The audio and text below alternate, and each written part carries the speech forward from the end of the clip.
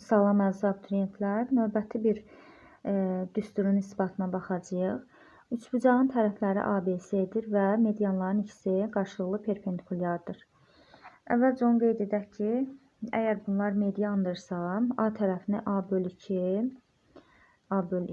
və B tərəfi də B bölü 2 hissələrinə bölünür. Median olduğu üçün yarıya bölünür və medianlar qarşılıqlı perpendikulyardır. Eyni zamanda təpədən başlayaraq 2-nin 1-ə nisbətində bölündüyü üçün bunlara deməli x və 2x, tərəfə qədər olan isə 1 pay, təpəyə qədər olan isə 2 pay. Eyni qayda ilə y və 2y yazıram və bundan sonrasında keçirib Pifaqor teoreminə. Buradakı nöqtələri mən adlandırsam, hər hansı bir K nöqtəsi və M nöqtəsi, burada da bir O nöqtəsi, medianların kəsişdiyi nöqtəni və AOK üçbucağına Pifaqor teoremini tətbiq etsəm, nə alınır? Əlbəttə ki, y-in kvadratı üstəgəl 4x-in kvadratı bərabərdir a kvadrat bölünsün 4.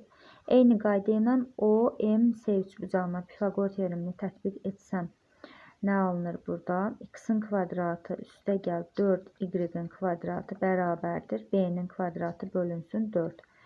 Sistem şəkildə yazıb tərəf-tərəfə toplasam, olur 5x-in kvadratı üstəgəl 5y-in kvadratı bərabərdir a kvadrat üstəgəl b kvadrat bölünsün 4. Burada nə alınır? 5-i çıxarsaq mötərizənin xaricinə x kvadrat üstəgəl y kvadrat, 5-i saxlayıram burada, bərabərdir a kvadrat üstəgəl b kvadrat bölünsün 4. Keçək AOC üçbucağına Pifaqor teoremini tətbiq etsək, 4x kvadrat üstəgəl 4y-in kvadratı bərabərdir c-nin kvadratıdır.